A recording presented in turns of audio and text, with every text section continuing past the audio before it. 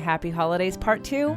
I hope you've had a wonderful holiday celebrating with family and friends in a way that is pleasing to you, or in a way that is showing you things that it's time to maybe learn or heal.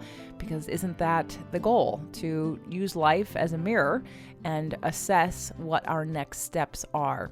So today's show is going to be short. It won't be a Q&A. It won't be a session with Doug and I. It will be with Jeanne Peters. We did a video. You can go to jjflazanes.tv to watch it.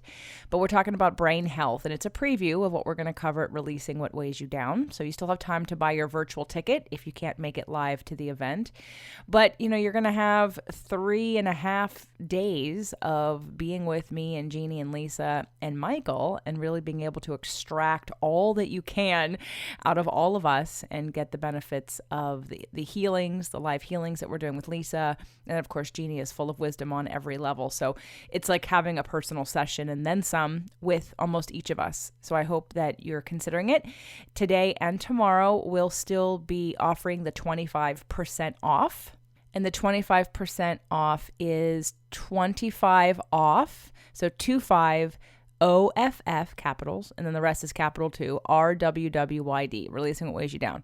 So 25 off RWWYD, all in capital letters, and you can take 25% off your ticket. It's only for the Alive ticket though.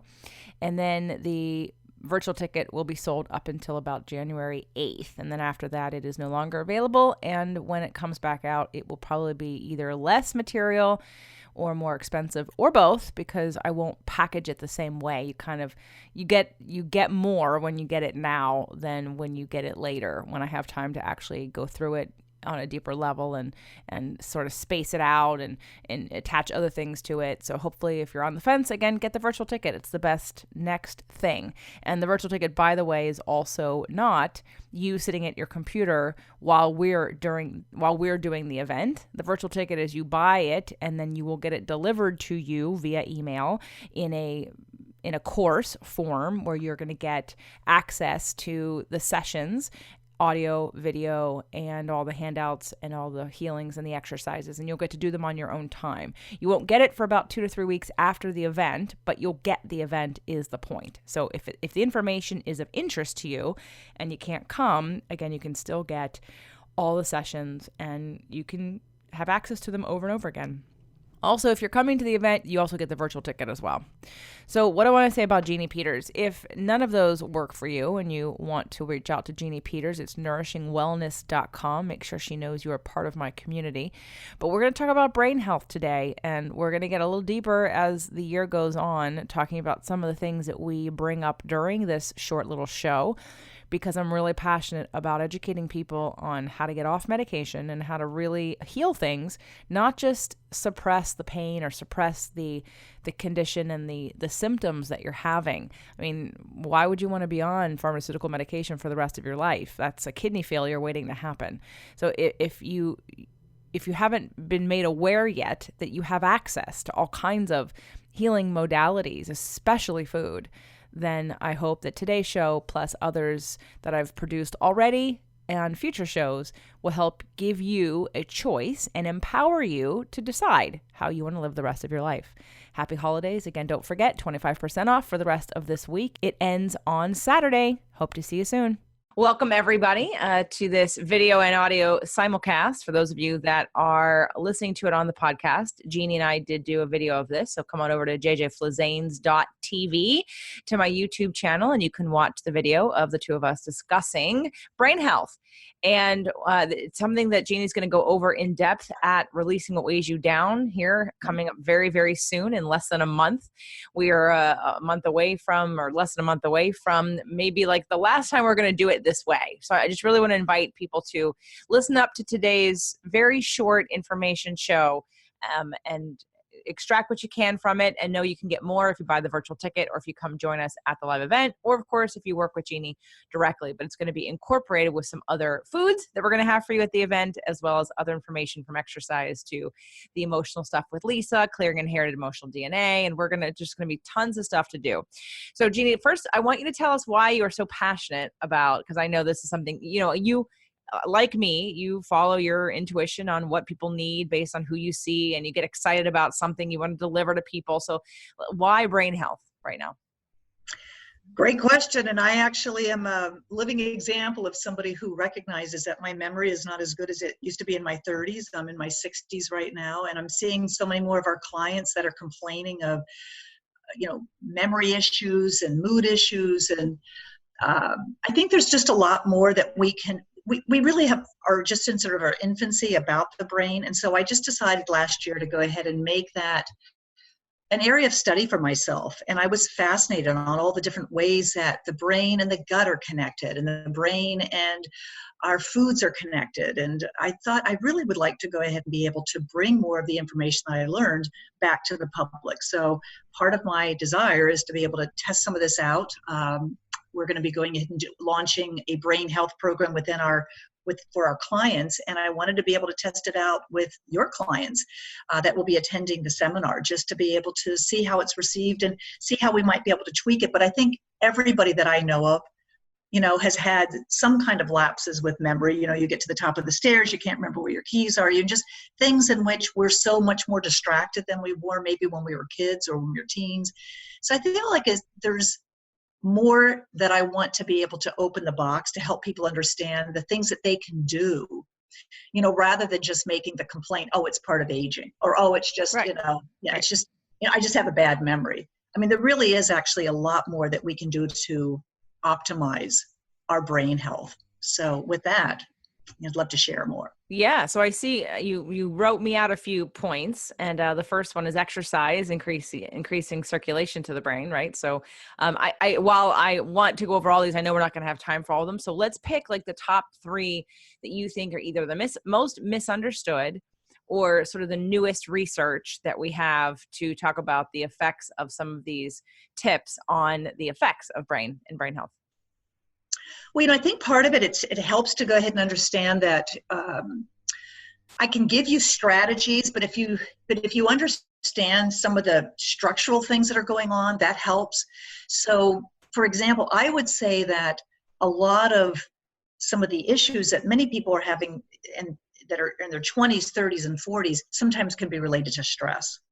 And in our brain, we actually have like a superhighway that runs, and it's called the HPA axis. And it's like the hypothalamus speaks to the pituitary, and the pituitary speaks to the adrenals in the gut. And there's this like freeway system that runs to connect the dots, so that when our bodies are, let's just say, maybe we're just done like an intense exercise, and our bodies are sweaty and hot, and our muscles are burning, and maybe we overdid it. So our adrenals are putting out too much cortisol. Sometimes when we put out too much cortisol, it can actually create a chronic stress. And chronic stress can lead to memory issues. So that's an example of like where there's structural issues that are going on within the brain. There could be somebody who has a genetic predisposition to Alzheimer's. Maybe they carry the genetic SNP in which they're more prone to having cognitive decline at an earlier age, or Parkinson's or something. So some things could actually be manifesting, it's like a switch that goes on and something is switching that on. So those could be. And then I think there's also there's brain chemicals, and some of us just don't optimize our supply of brain chemicals through sleep to be able to manage the stresses that we're faced with every day. So for example, serotonin. Serotonin is kind of our calming brain chemical. It tends to calm us down. We tend to optimize that in our gut. If our gut isn't really healthy, we have a lot of bad bacteria, or eating inflammatory foods. The 80% of our serotonin that needs to be made just to help us feel calm might not be optimized. So there's just structural issues and things that we can test for. And then there's always the lifestyle, which is, I sent you some tips on lifestyle and exercise and many other things. So if I had to pick 3, just 3, I would have to say that newest or misunderstood, or, some of the stuff that or most effective even. I would have to say right now at the top of my list, which might surprise some people, is actually some of the cutting edge information on fasting. So whether you're doing intermittent fasting, or you're doing a fasting mimicking diet, or you're doing something where you're giving your body a rest. So like an intermittent fasting, you're giving your body typically a rest of 12 hours. So let's say you stop eating at 6 o'clock at night, You don't resume eating until 6 in the morning or maybe 8 o'clock the next morning. So you give your body maybe a 12 or a 14-hour rest. Well, it turns out that the brain needs rest, just like every organ. It needs rest. And the kind of rest that comes when there is no digestion present, so, so somebody who really is giving it a deep rest, they're able to flush all the crap that we generate through the day down the toilet and get rid of it. So there's like stuff that keeps our brain sticky and keeps our brain kind of sluggish. Mm-hmm. And so fasting actually turns out to be one of the ways in which we can actually build new neurons, brain cells. We can actually flush the toilet on the waste products that exist in our brain. It's called autophagy. And we can actually increase BDNF. It's a type of brain-derived neurotrophic factor. It's a factor that actually helps to optimize the function of the neurons speaking to each other so that they're able to produce better amount of neurotransmitters. So I think intermittent fasting is something that a lot of people might want to look at as a strategy for helping to improve brain health. And I know there are a couple different kinds, like there's the 16-8 and the 5-2. Does it matter? Which is there I would start with what's easy. So I think what I usually have our clients do is start with just doing something in which you stop eating after dinner. So if dinner is over at 8, you stop eating and you see how long you can go until you can resume eating. So, hopefully you can get through, just to get to sleep, so that would be like maybe 3 or 4 hours. Just even that's got benefits. Just to get people to go ahead and not eat for 3 hours after dinner. That's a huge piece. Then we try to extend it to the point where they would, sleep through the night without getting up and getting a snack. I know people who do that. That would give the brain a rest. And then if you could work up to, ideally the research is showing that, 12 to 16 hours is ideal. So, it takes some effort to do that. But with the longer that you can go, the more that your brain will benefit. And wouldn't you agree that I have found when I make recommendations for people to do intermittent fasting for fat loss or for blood sugar regulation, that I add in, adding more healthy fat. So it's easier to do on a more of a keto diet because the healthy fat is more sustainable in terms of you feel fuller longer.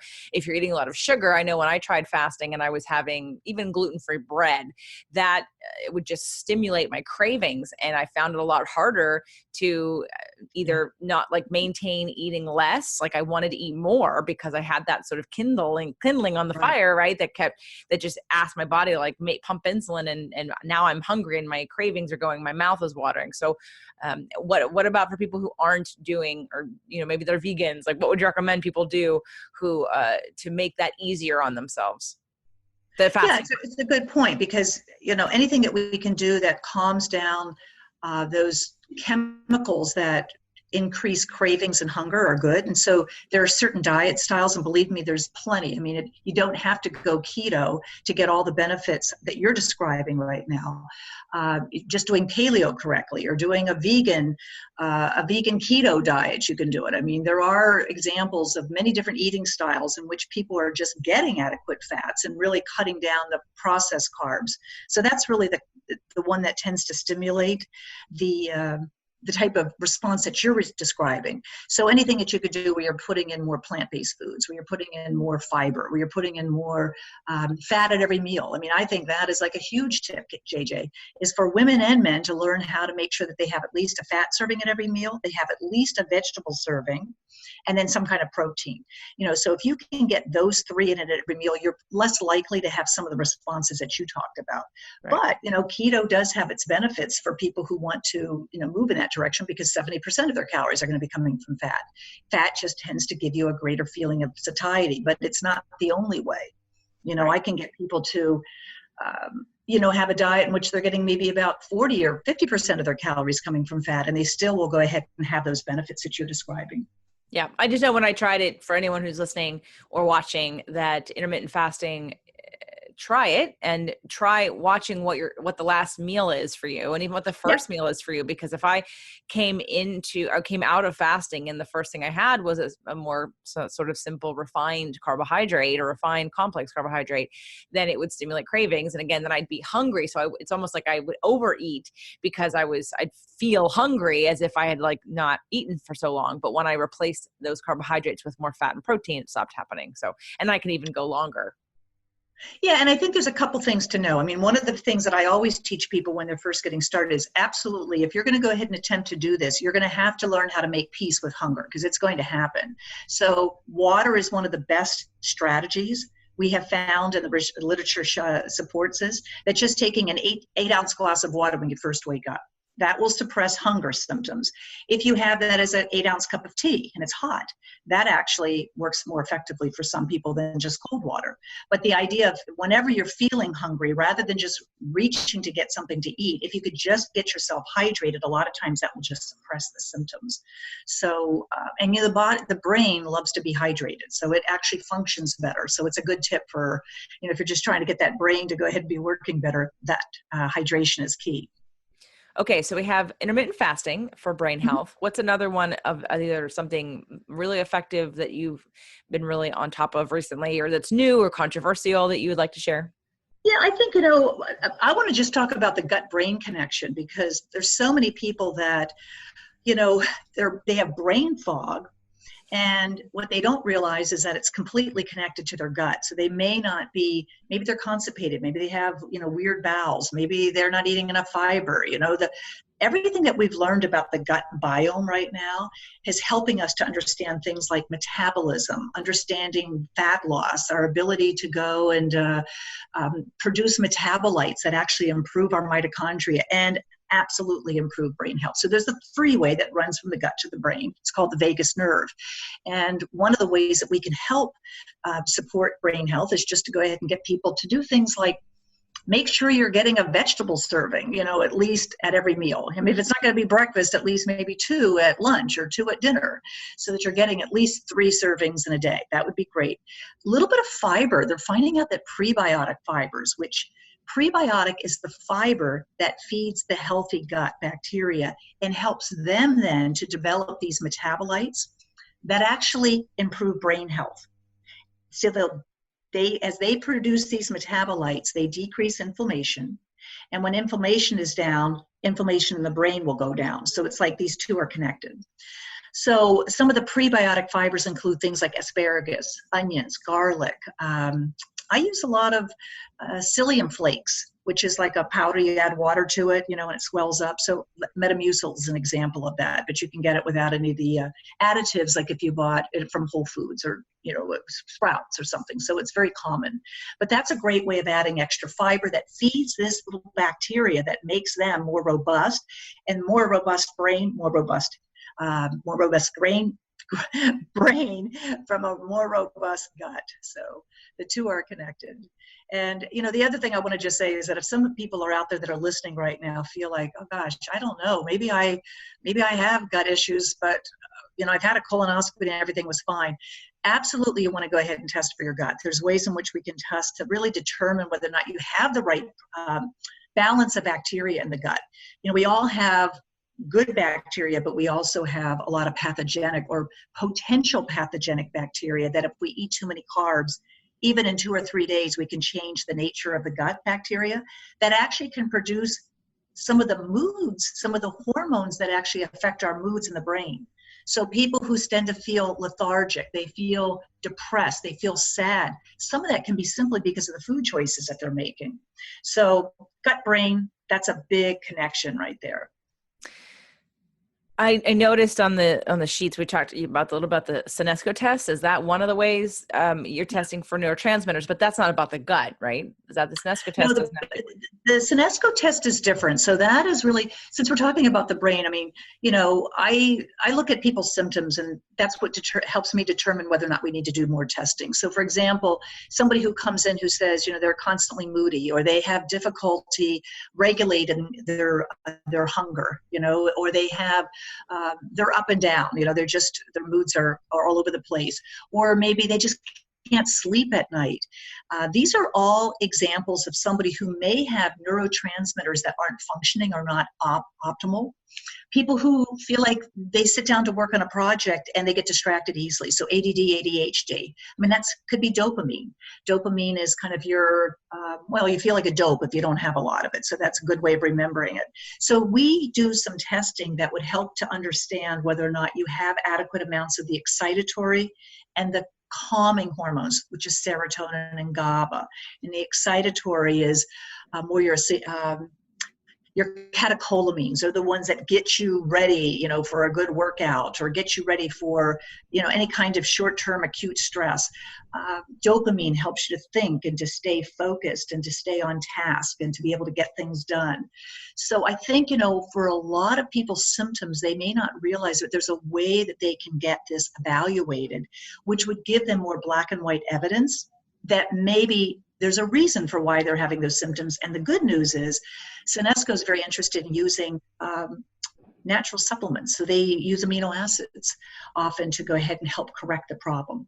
And that helps to give people hope that they don't have to go on to some kind of an antidepressant or that they don't need to be on some kind of stimulating medication, that there are ways to test and usually ways to heal with food, supplements, and nutrients. I think that people are overly medicated and unnecessarily, both with self-diagnosed and taking melatonin.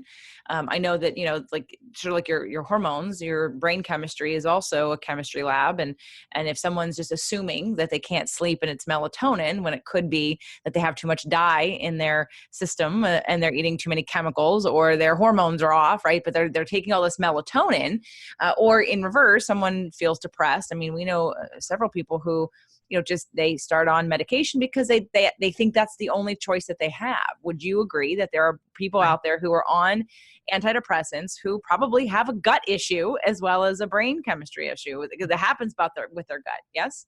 Oh, absolutely. I mean, the field of psychiatry, I just came back from the A4M, which is the International Congress on Anti-Aging Medicine.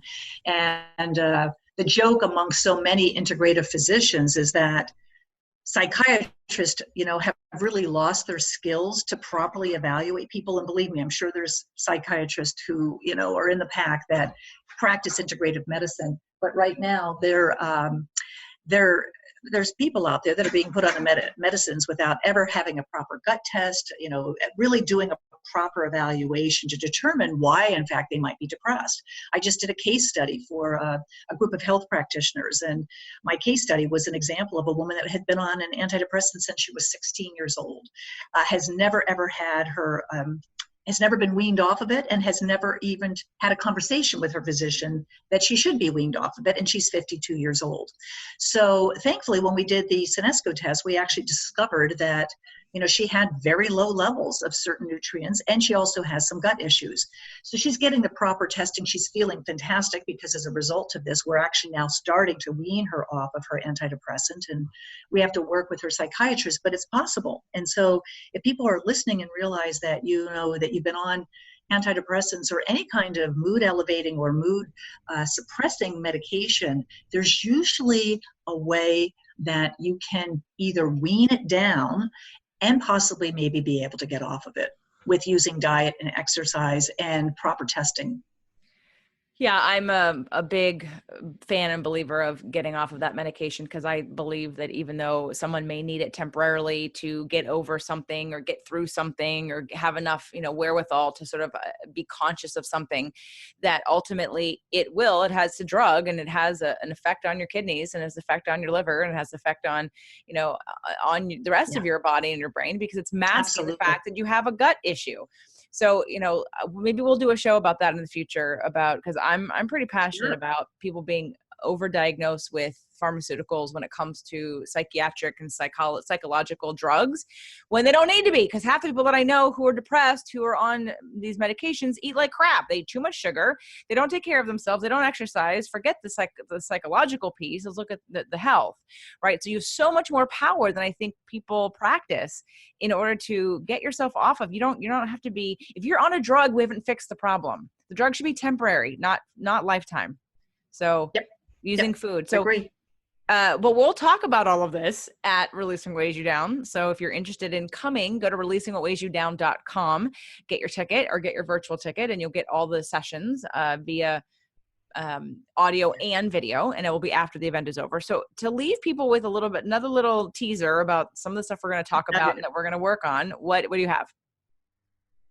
Couple things. One is that I've got another quiz, so I think it's really helpful for people to look at their symptoms and to be able to determine what they might need in terms of their outcomes. So we're going to be looking at some of the most classic neurotransmitters, and I'll help you understand if some of those are either too high or too low based on your symptoms, and that will help in terms of helping people maybe get the proper testing. And then we're going to be doing a lot on food, because there's so many phenomenal foods, JJ, that can help to actually support the brain. Wild blueberries, why would you use that? We already talked about healthy fats, but even your herbs, it's amazing how things like sage, spearmint is one of the best ways to go ahead and improve just your mental cognition. So if you're getting ready to do a big test, or you've got a project that you're going to make yourself a cup of spearmint tea, wild blueberries, why would you want to choose that? I'm going to go ahead and go through, a whole group. I've actually done this research. It's taken me a whole year. I've got a lot to share. So I hope that your listeners will consider, this really wonderful retreat that we've got planned to help optimize the brain health. Is just one of the things that they'll be learning. Right. We're going to be talking about healthy detoxing for fat loss too, because we can't not talk about detoxing, as Jenny's mentioning, about the brain, about intermittent fasting and detoxing your brain. We're going to get into detoxing in general and all the misconceptions there are about that. So this is again, it's all very integrative and it's all very functional. And one thing that you work on leads to something else. So you might be working on your brain, but you lose a few pounds over here and you feel better and you sleep better and all these other wonderful side effects, right? Yeah, knowledge is power. So, my feeling is that if you come, you're going to get the knowledge and you're going to feel empowered to want to go ahead and improve and optimize your health. That's just a given. So go to releasingwhatweighsyoudown.com. Again, we still have some tickets available for the live event, but if you can't make it to Los Angeles on January 10th through the 13th, where we feed you, I can hook up with a roommate. You can take the free shuttle from the airport to the hotel. We never leave the hotel, so you're completely taken care of. Don't think of it as an investment in your health, of your long-term health, because I'll tell you right now, when you don't do things now, and then all these things creep up later, it costs a lot more money to fix some of the damage that's been done by not doing anything and not preventing something from happening in the future. So between pharmaceuticals and hospitals and whatever all of the lifestyle changes that need to be made, now is the time to get ahead of it so that there's not even an issue. So we hope to see you there. Releasing What Weighs You Down. We hope to see you either on video or in the room. Thanks for listening. Bye-bye, JJ. It's great to be here. Thanks, Jeanne, so much. Always. Thank you.